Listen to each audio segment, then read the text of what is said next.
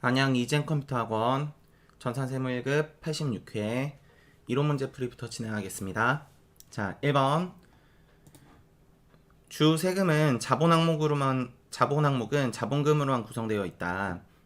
자기 주식 1000주 다음에 액면금액 500원을 주당 600원에 취득했대요. 요게 일단 먼저죠.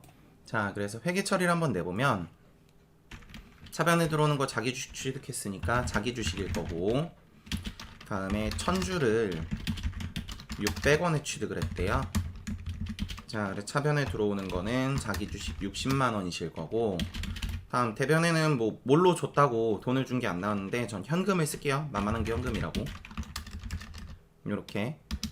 자, 그래서 이제 요걸 보면서 이제 생각을 하실 수 있는 게, 요렇게 붕괴가 있으면은 요거 가지고 이제 소각을 하거나 아니면 이제 매각을 하는 형태의 붕괴가 나올 수가 있겠구나 라고 이제 생각을 해주시고, 그 다음에 이제 나오는 게 500주를 700원에 매각을 했대요.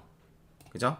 자, 그러면 차변에 들어오는 거는 뭐 현금 500주를 한 주당 700원에 매각을 했으니까 차변에 들어오는 건 35만원만큼 돈이 들어오게 될 거고, 다음 대변에 자기 주식으로 500주를 한 주당 600원짜리였죠? 600 이렇게 하셔도 되고, 아니면은 60만원이 총 자기 주식이었으니까 곱하기 500주 나누기 전체 1000주 해서 안분을 하셔도 괜찮고, 그래서 30만원이 나가겠죠. 그러면은 지금 현재는 문제에서 자기 주식 처분 손실 얘기는 없거든요. 자본금으로만 구성되어 있었다 그랬으니까. 그래서 대변에 자기 주식 처분 이익이 5만원이 나온다라는 거. 자, 그러고 마저 이제 회계 처리를 보면은 나머지 500주는 소각을 했대요. 그럼 소각이라는 거는 감자잖아요. 그죠? 그럼 감자라는 거는 자본금의 감소죠. 그래서 주식을 소각했으니까 차변에 들어오는 게 자본금이겠구나 라고 생각을 해주시고, 500주에 자본금을 소각하실 때는 회사의 액면금액으로 소각을 하셔야 되죠. 그래서 액면금액이 지금 얼마? 500원이라 그랬죠. 자, 그래서 차변에 500원, 그러면 25만원만큼이 자본금이 소각되면서 대변에 자기 주식으로 없어지는 게 몇 주가 없어지냐면은 전체 60만원 중에 500주 다음에 나누기 1000주 해서 나머지 주식만큼이 전부 사라지겠죠. 요렇게.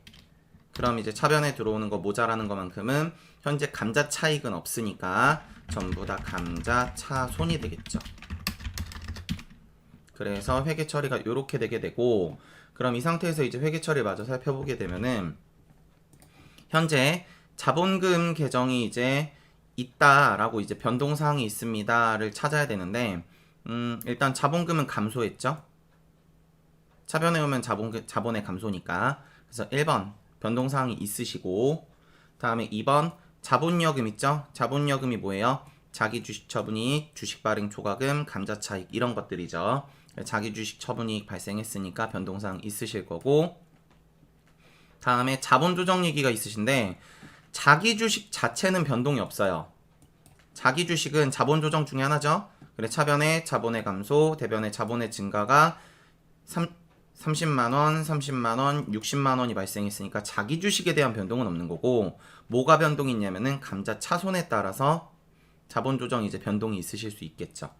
그래, 답안에 가시는 거는 4번 기타 포괄손익 누계액은 지금 분기 안 보이시죠? 자, 그래서 답안이 4번입니다. 자, 밑으로 한번 내려가 볼게요. 2번 요런 문제 기본 문제예요. 맞으셔야 돼요. 이런 건. 다음에 매도 가능 증권에 대한 회계 처리 방법 중 잘못된 것은, 매도 가능 증권의 취득원가는 취득 시점에 제공한 대가에 매입 수수료나 이전 비용이 들면은 가산하시죠.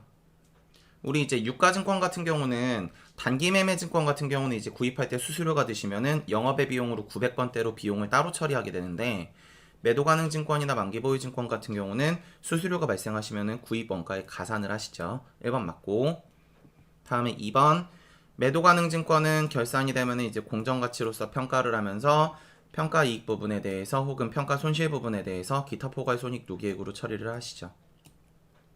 그러면서 이제 처분할 때까지 계속 결산 때마다 공정가치 비교하면서 역분계로 넘겨주면서 결국에 처분을 하시게 되면은 평가이익이나 평가손실도 처분 손실에 이제 대체시켜주기 위해서 역분계로 넘기시면서 반영을 하시게 되죠. 다음 3번 매도가능증권을 매각하는 경우 매도가능증권 평가손실 방금 했던 얘기죠. 제가 매도가능증권 평가이익이나 평가손실을 먼저 상기하고 대체를 하고 다음에 투자자산 처분이익 손실 또는 매도가능증권 처분이익 손실 계정에 이제 반영하기 위해서 대체를 한다. 4번 매도가능증권은 보고 종료일마다 손상차손의 발생에 대해서 객관적인 증거가 있는 경우에는 손상차손을 인식하고 이 손상차손은 영업 외 손익이시죠. 그래서 자본 항목은 X. 답안에 가는 거 4번입니다. 자, 밑으로 내려가 볼게요. 3번 유형자산의 취득원가에 대한 설명으로 틀린 것은 새 건물을 신축하기 위해서 기존의 건물이 지어져 있는 토지를 취득하고 다음에 그 건물을 철거하게 되면은 철거 비용이 발생하시잖아요. 근데 그 철거 비용조차도 토지에다가 전부 가산을 해주셔야 되는 거죠. 그러고 또 생각을 할 게 철거를 하면서 이제 철근 등이 나와서 그걸 처분하셔가지고 만약에 자비익이 생겼다. 그럼 그 부분에 대해서는 토지의 취득원가에서 차감을 하셔야 되는 거죠. 그래서 기존의 건물을 철거 관련 비용은 건물의 취득원가가 아니라 토지의 취득원가에 포함을 하셔야 되는 거고, 만약에 이제 건물이 딸려 있는 토지를 구입했는데 그 건물도 같이 사용을 할 거다. 그러면은 이제 금액이 토지와 건물을 살 때 돈을 지불했는데 금액이 이제 명확하지 않다. 건물게 얼마, 토지게 얼마 이걸 모르는 상태에서 둘 다 사용하게 되면은 각자의 공정가치로서 안분을 해서 사용을 하시죠. 그래서 그 정도 여기까지 나오실 수 있어요. 아셨죠? 챙겨놓으시고. 자, 그래서 1번 바로 틀렸고, 다음에 2번 현물출자나 증여, 다음에 기타 무상으로 취득한 유형자산은 공정가치로서 취득을 한다. 그래서 공정가치로서 취득원가에 가산한다. 오케이, 맞고요. 요거 말고 이제 또 뭐가 있을 수 있냐면 자산 구입하면서 채권 들어가는 거 있으시죠? 뭐 예를 들어서 뭐 차량 원방구를 구입하는데 공채를 같이 구입했습니다. 그때 그 공채 같은 경우는 공정가치로 기록을 하시죠. 그래서 그 정도 얘기까지도 추가로 생각을 해주시면 좋으실 것 같아요. 다음 3번 유형자산을 사용하거나 이전하는 과정에서 발생하는 원가는 당해 유형자산 장부금액에 포함하여 인식하지 아니한다. 이전하는 과정에서 발생하는 원가죠. 취득하는 과정이 아니라. 되셨어요? 이전하는 과정이라면은 뭐 당연히 운반비나 등등등 이런 것들은 뭐 매출하실 땐 비용으로 인식을 하셔야죠. 그죠? 다만 취득하실 때는 그것조차도 포함이 되시겠죠. 그래서 답안에 가시는 거 3번 맞는 얘기시고, 다음 아래 4번 새로운 상품과 서비스를 소개하는 데 소요되는 원가는, 자, 요런 거 같은 경우는 이제 취득 원가가 아니시잖아요. 그죠? 요런 거 광고 선전비죠, 쉽게. 그래서 소요되는 원가는 유형자산 취득 원가에 포함되지 아니한다. 왜냐면 직접적인 원가가 아니니까. 괜찮으시죠? 자, 다음 밑으로 내려가 볼게요. 4번 다음 중 일반 기업회 기준상 무형자산에 대한 설명으로 옳지 않은 것은, 자, 무형자산은 뭐 독점적 배타적인 권리를 부여하고 있는 관련 관계 법령이나 계약에 의해서 정해진 경우로 제하고는 20년을 초과할 수 없다. 요건 보기로 보통 나오는 거죠. 20년 초과할 수 없는 거. 2번 무형자산의 잔존가치는 원칙적으로 없는 것으로 하시는 거죠. 이 취득원가의 5% 얘기는 이제 주로 어디서 나오냐면은 법인세 하실 때, 정률법 하실 때 보면은 법인세도 원래는 그 잔존가치가 없는 것으로 하는 게 원칙이거든요. 감가를 하실 때.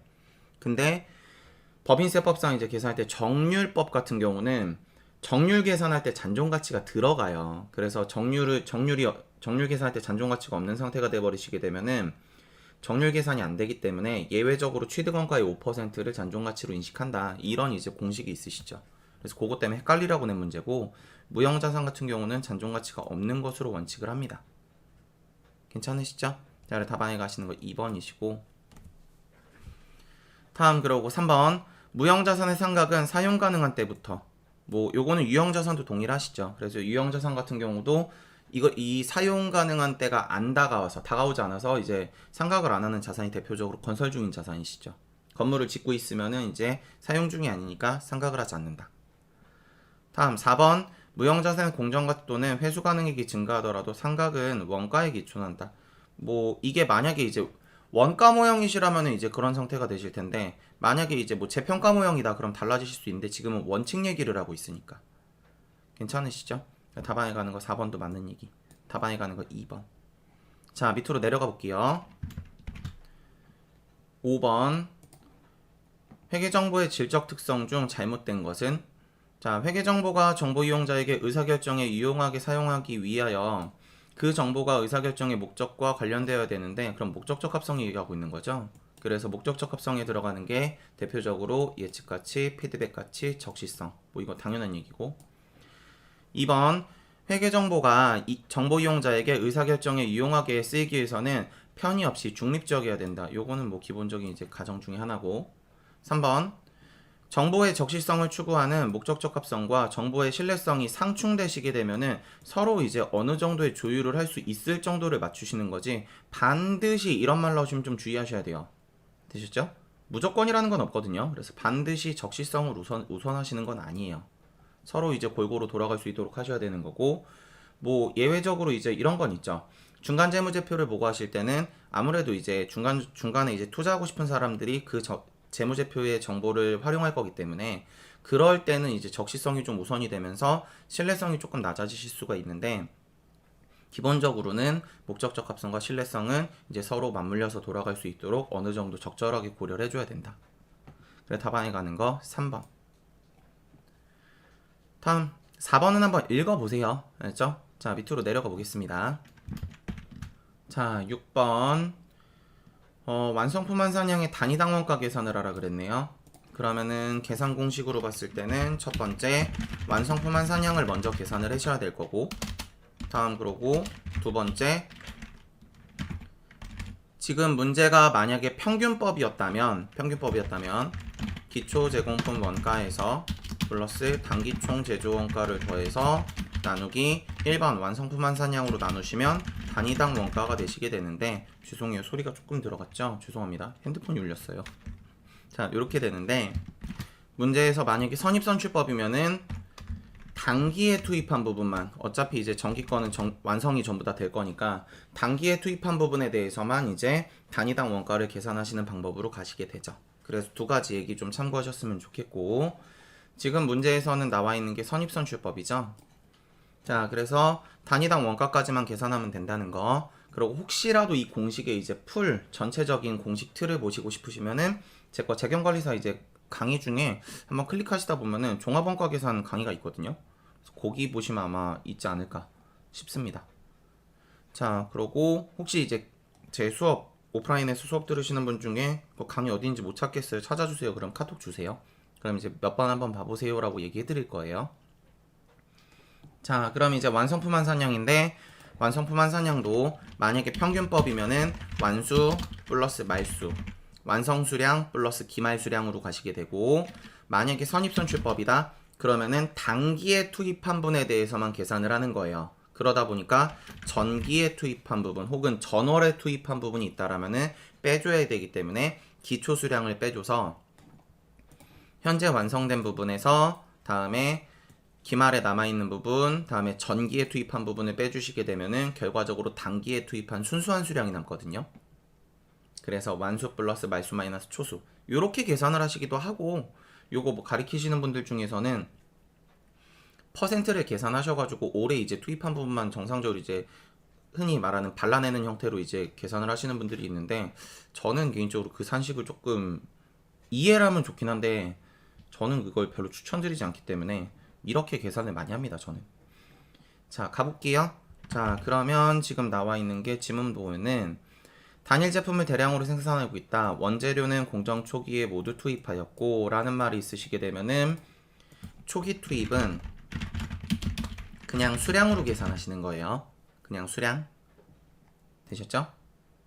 자, 그러고 뒤에 보게 되면은 가공비는 이제 공정 전판에 걸쳐 균등하게 발생하며 라고 적혀 있으시죠? 그래서 진행에 따라 혹은 진척에 따라, 이런 말이 이제 이런 뉘앙스, 지금처럼 뭐 균등하게 발생한다 이런 뉘앙스가 있으시면은 수량에다가 완성된 퍼센트를 곱하시는 거예요. 되셨어요? 제가 이제 흔히 뭐 카톡방이나 이런 데 적을 때 라면 얘기를 가끔 하는데, 오프라인 수업할 때도 뭐 가끔 하거든요. 우리 라면 끓일 때 보면은 처음에 시작하면 물부터 다 넣고 시작하잖아요. 그죠? 그래서 들어가는 물을 100% 다 투입하고 하기 때문에 그럴 땐 이제 전체적으로 투입한 수량으로 계산하시면 되는 거고, 다음에 그 라면 물을 끓이잖아요. 그죠? 그러면 끓이는 시점만큼까지 이제 끓이다가 중간에 딱 불을 꺼버리면은 그 끓인 시점까지 진행도에 따라서 전체 라면 100% 중에 부분적으로만 가스비가 소모가 됐을 거 아니에요. 그런 부분 계산하시는 게 가공비예요. 선생님, 그러면요, 라면 끓일 때요, 라면 중간에 재료를 투입하기도 하잖아요. 라면이랑 수프는 중간에 넣잖아요. 그쵸? 그쵸? 그래서 이제 그런 문제는 전산세무 1급 뒤에 문제 다른 거 푸시다 보면은 재료는 몇 퍼센트 시점에 투입하였다, 이런 얘기가 나오는 게 그래서 그래요. 근데 그러면 라면을 끓일 때는 재료가 중간중간마다 따로 들어가잖아요. 원래는 그렇게 계산하시는 게 맞는데 이제 우리 시험 기준으로는 그렇게 재료를 여러 개를 던져주면은 문제 사이즈가 너무 커져서 학생들이 풀기가 힘들어요. 되셨죠? 그런 이제 문제는 흔히 뭐 전문사 시험, 세무사 시험이나 회계사 시험, 그것도 이제 2차 시험 문제로 주로. 다음 노갈게요. 자, 그래서 이렇게 나오시게 되면은 옆에다 재료비라고 제라고 표시해 주시고, 가공비라고 가라고 표시해 주시고, 다음에 가공비는 퍼센트 가지고 할 거죠? 이렇게 붙여 주셔야 안 헷갈리시겠죠? 자, 그럼 이제 찾아보게 되면은 완성 수량이 지금 1600개, 그죠? 자, 그러고 착수량이 1800개, 다음에 기초 수량이 200개, 다음에 수량이 400개. 뭐 간단하게 티 계정 한번 그려보면은 이게 제공품 티 계정이거든요. 그럼 제공품은 자산이니까 차변에 들어오는 게 기초 200개, 다음 그러고 대변에 들어가는 게 기말 400개, 완성한 거 단기 제품 제조원가죠. 자, 우리 1600개. 그러면 단기에 투입한 게 얼마냐를 계산하시는 게 선입선출법인 거예요. 그래서 완성한 게 1600개 플러스 기말 거 400개, 다음에 전기에 혹은 전월에 만들어진 거 200개를 빼면 전체 완성된 것 중에 200개를 빼니까 기중에 투입한 게 몇 개가 된다고요? 1800개. 이런 식의 계산을 하는 거예요. 제가 산식을 적은 거. 뭐 계산 방법은 여러 가지가 있겠지만. 그래서 완수가 지금 1600개, 기말이 400개, 전기에 투입한 게 200개. 그래서 기중에 이제 투입한 거는 전체적인 수량은 1800개. 가공비는 퍼센트 본다 그랬죠? 자, 그럼 1600개는 완성이 됐을 거 아니에요. 그죠? 그러니까 100%가 전부 다 소모가 됐을 거고, 굳이 퍼센트 안 곱하셔도 되고, 기말의 400개 같은 경우는 완성도가 50%죠? 그럼 물이 50%만 끓었다는 얘기예요. 이해되세요? 그러니까 가스비도 50%만 소요가 됐겠죠. 그래서 50% 곱해주고, 다음 그럼 마이너스 기초는 200개인데 얘는 이미 전기에 20%를 소비하고 왔대요. 그러면은 20%를 빼줘야 기중에 이제 소비한 부분에 대한 정상적인 부분이 나오겠죠. 그래서 이렇게, 자, 그래서 20%를 빼주시고요. 그래서 저는 이제 20%를 뺄 건데, 아까 제가 얘기했던 것처럼 계산하시는 분들 중에서는 20%는 전기에 투입되고 80%는 단기에 투입되잖아요. 그래서 80%를 더 하셔야 돼요. 이러신 분들도 있어요. 되셨죠? 근데 저는 그런 방식의 계산은 별로 제 개인적인 취향은 별로 좋아하지 않습니다. 1600에 다음에 400 곱하기 50%, 다음에 200 곱하기 20% 해서 나오는 게 1760개. 괜찮으시죠? 자, 다음 그래서 이렇게 들어가시면 되고요. 자, 다음 아래 내려오셨을 때 얘도 마찬가지로 퍼센트를 이제 잡아주시고, 다음에 단기 총재조원가가 지금 얼마 있냐면은 요게 단기 총재조원가죠. 단기 발생 원가, 재료비 거, 가공비 거. 그래서 재료비가 지금 31만 5천원 나누기 1번 걸로 나누라 그랬죠. 그럼 재료비 거 요거 완성품 한산량으로 나누란 얘기예요. 그래서 1800개. 31만 5천원 나누기 1800을 하시면은 175원. 가공비 거 35만 2천원 나누기 1760개. 그러면 단위당 200원. 그래서 다방에 가는 거 175원에 200원. 다방에 가는 거 3번. 괜찮으시죠? 자, 밑으로 가볼게요. 7번 결합원가 문제인데 요건 이제 저번에 제가 85회차 올려드렸었잖아요. 그거에 이제 계산 방법은 비슷한데 조금 이제 연산이 덧대져서 난이도는 조금 올라간 거. 그래서 일단 결합원가 전체를 이제 안분한다. 순실현 가능 가치로 이제 안분한다. 판매할 거라 예상되는 금액으로 안분해야 되는데 뭐 설명, 기본적인 베이스 설명은 저번 시간에 85회 이제 문제풀이 이론 때 제가 해드렸던 걸로 기억이 나고 바로 계산을 한번 해보면 제품이 지금 뭐뭐 있다 그랬냐면은 갑하고 병이 있대요. 갑하고 병. 그래서 갑하고 병이 있는데 각자 얘가 이제 얼마에 팔릴지 계산을 해야 되거든요. 그래서 갑은 그냥 지금 27,000원에 판매가 된대요. 그럼 갑 같은 경우는 27,000원이 될 거고 이게 예상되는 매가인 거죠. 병 같은 경우는 추가 가공 원가가 2만원이 더 든대요. 그죠? 그럼 이게 원가가 더 드니까 이만큼은 쉽게 비용인 거죠. 제품은 병은 7만원에 판매가 된대요. 그래 제품 병은 7만원에 마이너스 2만원이 들어가는데 여기서 이제 주의사항이 하나 더 있어요. 이 추가 가공 공정을 거치면서 추가 가공 공정 과정에서 부산물 정이 발생된대요. 그러니까 병을 만들면서 따라서 이제 하나가 더 나온다는 얘기죠. 병하고 다음에 예외적으로 하나 더 들어가는 정하고. 그래서 생산됐는데 정은 즉시 판매를 할 수 있어서 부산물 생산 시점에 순실현 가능 가치로 인식을 한대요. 그럼 여기서 나오는 금액조차도 판매할 수 있는 수익이시잖아요. 그죠? 그래서 어디서 빼라고 지금 나온 거냐면 병에서 차감해주라고 다시 병에다가 수익에다가 더해주라고 얘기를 한 거예요. 이것조차도 매가니까. 이해되세요?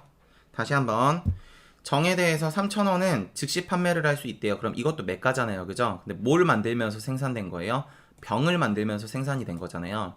그러니까 얘는 생산 시점에 즉시 판매할 수 있을 거라고 예상이 되니까 병의 이제 매가에다가 더해서 계산을 하세요 라고 지금 나와 있으신 거예요. 괜찮으세요? 그래서 지어보면 병에 이제 들어가시는 게 플러스 3,000원까지. 정을 판매할 때 이제 매가조차도 병 안에 이제 포함된다 라고 이제 보시는 거고, 그래서 갑에 대한 매가가 27,000원, 다음에 병에 대한 매가는 7만원에서 2만원 빼고 3,000원 더해서 53,000원 되셨어요? 그럼 총 얼마예요? 총 8만원이죠. 8만원을 기준으로 각자 금액대로 안분을 가는 거예요. 얼마를? 결합원가 5만원을. 그래서 지금 뭐라 그랬냐면 누구 거 계산하라 그랬냐면 갑 거 계산하라 그랬죠. 그래서 갑에 대한 거 이제 계산을 한번 해보면 갑으로 가는 결합원가는 결합원가가 지금 얼마? 5만원 곱하기 순실현 가능 가치로 안분하라 그랬으니까 순실현 가능 가치가 갑계 27,000원 나누기 전체는 27,000원에 병거 53,000원까지 더해서 8만원. 그래서 5만원 곱하기 27,000원 나누기 8만원을 하시면 다방에 나오시는 결합원가는 16,875원. 괜찮으시죠? 그래 다방에 가시는 거 1번. 자, 밑으로 내려가 있습니다. 8번. 다음 중 옳지 않은 것은 1번 발생 형태에 따라서죠. 이게 조금 문제 낚시성인데 원가 행태, 즉 조업도에 따른 분류라는 게 있고, 되셨어요? 지금처럼 원가 형태 라는 얘기가 있으시거든요. 원가 형태. 그래서 원가 형태라는 거는 흔히 이제 재료에 발생되는 재료비냐, 다음에 노동활동에 관련된 노무비냐, 다음에 이거 말고 이제 들어가시는 그 외 나머지 이제 경비들에 들어가는 제조 경비냐, 이런 얘기에 이제 들어가시는 거고, 원가 행태라는 거는 조업도 뭐 생산량이나 아니면 시간이나 이런 걸로 이제 구분을 할 수 있는 변동비나 고정비나, 그러고 변동비랑 고정비를 조금 세분화적으로 가시게 되면은 변동비와 준변동비가 되시고, 고정비에서는 고정비와 준고정비가 되겠죠. 그래서 이런 것들이 이제 조업도에 따른 분류라 그래서 원가 행태라 그러시고요. 다음에 원가 형태는 흔히 이제 원가의 3구성 요소인 재료비, 노무비, 제조경비입니다. 그래서 답안에 가는 거 1번 바로 틀리셨고요. 낚시성 문제죠. 다음 2번 매몰원가는 대표적인 비관련 원가이다. 이 비관련 원가라는 거는 이제 의사결정에 영향을 주지 않는 걸 비관련 원가라 그러죠. 그래서 의사결정에 영향을 주는 원가 같은 경우는 이제 관련 원가라 그러시게 되고, 대표적으로 들어갈 수 있는 게 기회 원가가 있으시죠. 다음 3번 회피 가능 원가란 의사결정에 따라서 절약할 수 있는 원가로 관련 원가에 해당을 한다 라고 적혀 있으시죠. 그래서 답안에 가시는 거 3번 오케이 받고, 반대로 이제 회피 불능 원가 같은 경우는 이제 비관련 원가에 해당을 하시겠죠. 내가 피할 수 없다는 얘기니까. 다음 또 갈게요.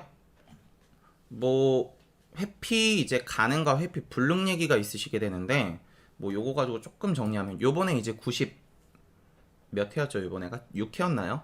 96회 이제 제가 톡방에서 질문 받았던 것 중에, 시험 보자마자 질문 받았던 것 중에 정상공손 비정상공손 저 이제 질문해가지고 제가 답 적어드렸었는데, 그때 제가 그래서 3번도 답이 될 수 있을 것 같아요 라고 제가 답을 해드렸었거든요, 원가 문제. 그래서 정상공손 같은 경우는 이제 작업을 하시면서 계속적으로 이제 발생하는 공손이잖아요, 그죠? 그래서 정상공손 같은 경우는 회피 불능이에요. 회피 불능. 뭐 대표적으로 이제 어떤 거 생각하시면 되냐면은, 흔히 제가 말 설명할 때 이런 설명 많이 해요. 오프라인 할 때는 A4 용지를 인쇄를 해요. 제가 이제 저도 수업하려면은 학생들 프린트 주고 그래야 되니까 A4 용지 인쇄할 거 아니에요. 근데 프린트해서 인쇄를 하다 보면은 언젠가 한 번쯤은 낄 수 있잖아요, 종이가. 그래서 찢어지거나 구겨지거나 이럴 수 있잖아요. 그걸 제가 예측할 수 있을까요? 이맘때쯤엔 낄 것 같은데 멈춰야지, 이럴 수 있을까요? 못하겠죠. 그런 게 회피 불능이에요. 그러니까 그런 거는 당연히 발생할 거라고 감안을 하고 인쇄를 하겠다는 얘기예요. 그런 걸 뭐라 그런다고요? 회피 불능 원가, 다른 말로 비관련 원가. 이해되시죠? 그러고 이제 비정상 공손에 이제 들어가는 제가 예제 같은 경우는 보통 무슨 설명 많이 하냐면은, 그렇게 인쇄한 프린트를 제가 들고 이렇게 막 쫄래쫄래 걸어가다가 계단을 올라갔는데, 계단에서 이제 툭 하고 넘어졌어요. 근데 하필이면 그 앞에 물이 있던 거예요. 그래서 프린트가 물에 닿아서 젖었어요. 그럼 그 프린트 못 쓰잖아요. 거기서 그거를 제가 조금만 조심했더라면은 그런 상황을 피할 수도 있지 않았을까요? 그죠? 그런 걸 뭐라 그러냐면 회피 가능이라 그래요. 그래서 그런 거 같은 경우는 관련 원가 좀 조심하시면은 그런 상황들은 발생되는 건 피할 수가 있습니다. 그러니까 그런 거는 고려하시면서 하세요 라는 것들. 괜찮으시죠? 그래서 답안에 가시는 게 3번 맞는 얘기고, 요번 시험 문제였죠, 요게. 다음 4번 직접 제조 경비가 없는 경우죠, 그죠? 가끔 이제 직접 제조 경비 고려 안 하시는 분들이 있는데, 직접 제조 경비는 이제 크게 들어가실 수 있는 게 3개 정도가 있어요. 뭐 자주 나오진 않죠. 3개 정도가 있습니다. 그래서 들어가는 게 첫 번째 특허권 사용료, 다음에 뭐 어떤 제품에 대해서 들어가는 설계료, 다음에 외주 가공비. 이 3가지 정도가 직접 제조 경비로 들어가실 수 있거든요.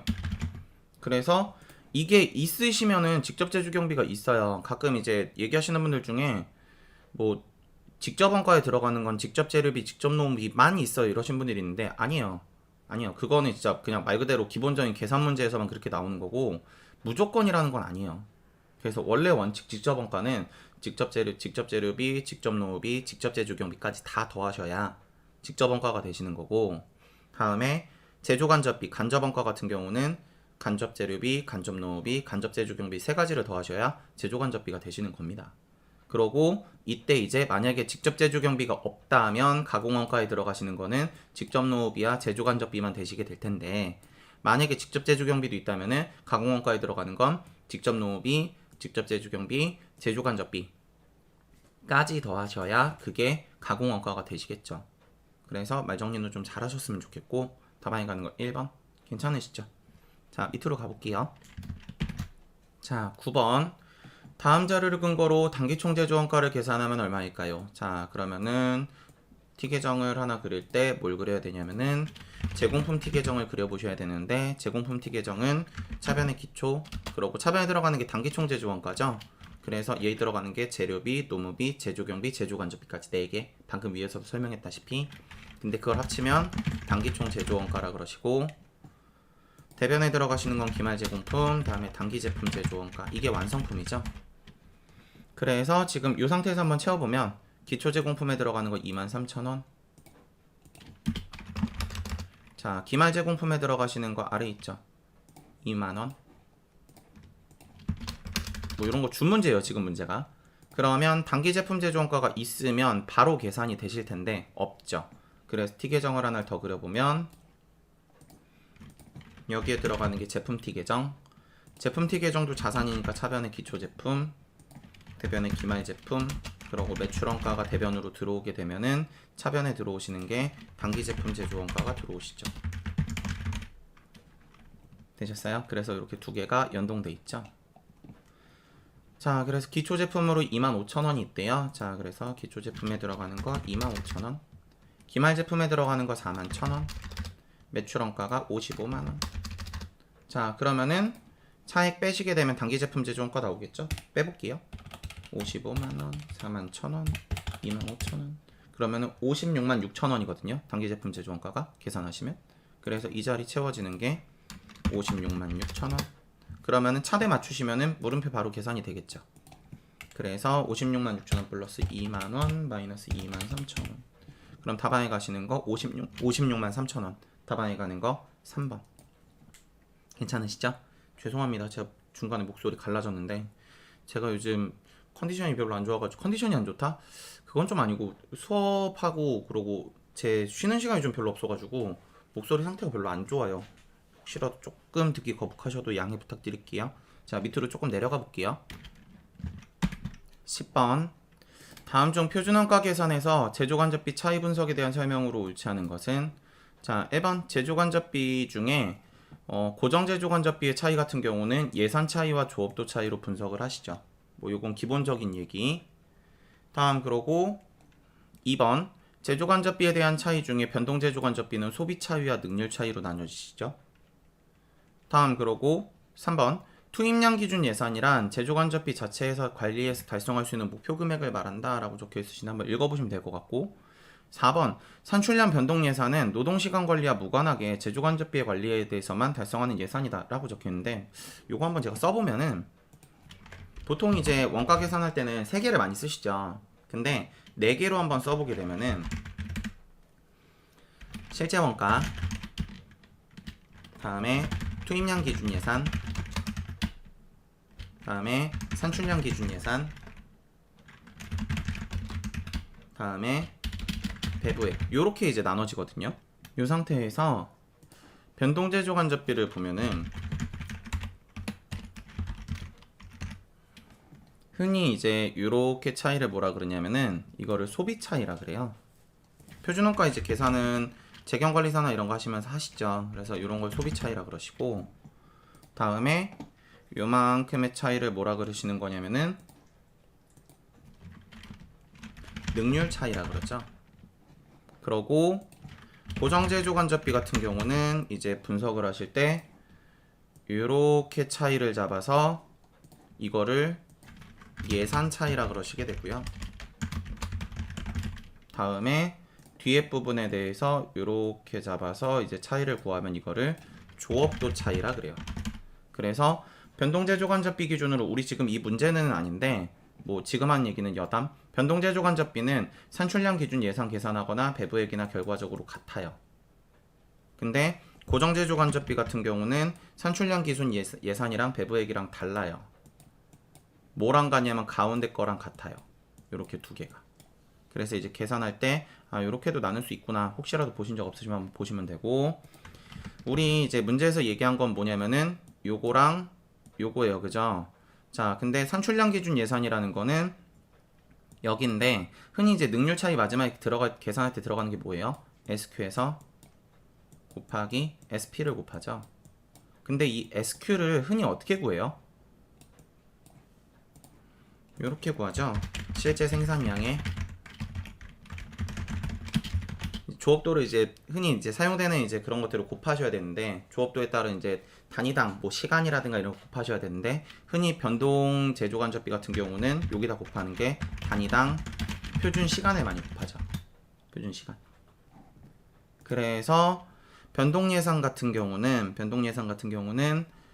노동관리 시간과 무관하게 제조간접비에 관리해서 달성한 예산이다라고 적혀있는데 아니에요. 노동시간도 표준시간으로 고려가 돼서 실제 생산을 했을 때 들어갈 표준시간이 총 얼마인지 계산을 한 다음에 그게 이제 표준조업도로 올라오셔야 되는 거고 거기에다 표준 단가를 곱해 주시게 되면은 표준 이제 산출량에 따른 기준 예산이 되시는 거예요. 그래서 노동시간 관리하고는 무관하진 않습니다.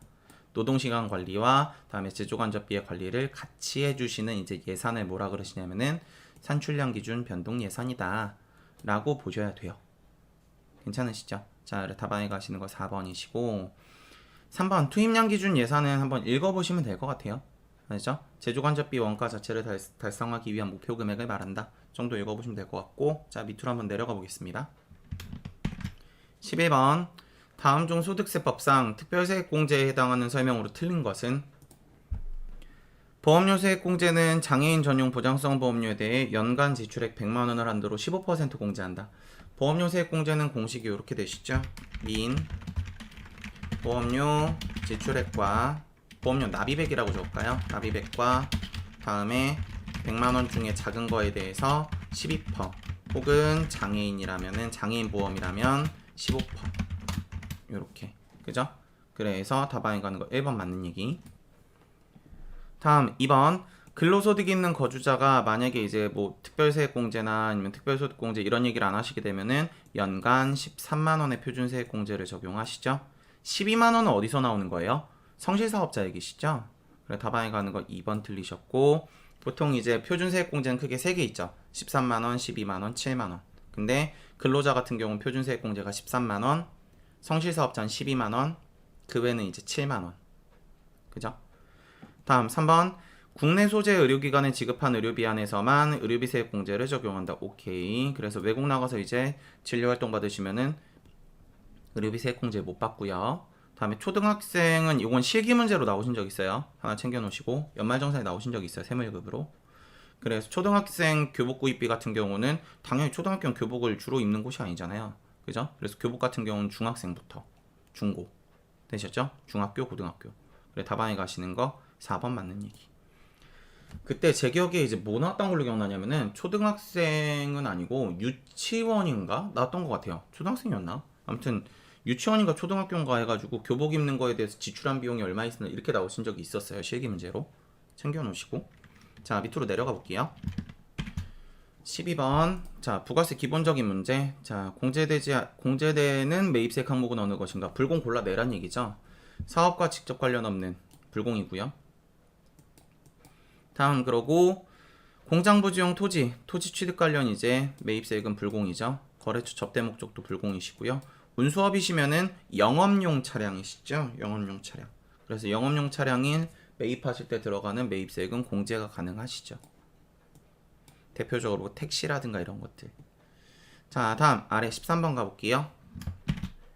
13번 다음 중 소득세법상 서와 골동품의 양도로 발생하는 소득에 대한 설명으로 틀린 것은 자 1번 당해 과세 기간에 양도한 서와 골동품의 양도가액의 합계가 6천만원 이상인 경우 과세한다는데 합계가 아니라요 한 개당이요. 개당 한 개당 혹은 한 점당 되셨죠? 답안에 가는 거 1번이시고 다음에 나머지 지문도 한번 읽어보시면 되실 것 같고 요거 가지고 이제 올해 시험 문제로 나올 수 있을 만한 지문은 올해 개정사항이 있어요. 그래서 이제 예전에는 요게 조금 이제 구분이 좀 애매모호했는데 현재는 계속적 반복적으로 서화나 골동품을 공급해도 기타 소득으로 봐요. 기타 소득. 다만 단 사업장을 갖추고 있거나 아니면 사업자 등록을 했을 때는 사업소득으로 봐요. 그래서 사업자 등록을 하지 않고 뭐 사업장도 없다. 근데 계속적 반복적으로 공급하시면 기타 소득으로 보셔야 돼요. 요게 이제 나오실 수 있을 만한 지문이라고 생각이 들어요. 제 생각에는 올해 개정세법이라 2021년 개정세법이거든요. 그래서 하나 챙겨두시면 좋고 자 밑으로 한번 내려가 볼게요. 14번 다음 중 법인세법상 업무용 승용차에 대한 설명으로 틀린 것은 해당 법인이 제조업이 주업이며 업무용 전용 자동차 보험에 가입을 하였고, 자 그럼 요거 보면은 이제 비용 계산을 해야 된다라는 거죠. 보험 가입을 안 하셨으면 비용 계산은 전부 다 인정이 안 될 거니까.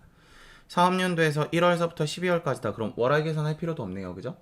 자, 해당 법인은 2021년 1월 1일에 업무용 승용차 취득했으면은 정액법으로 5년간 강제 상각하셔야 된다. 그쵸? 이게 언제서부터였어요? 2016년도 이후죠. 그래서 2016년 1월 1일 이후라면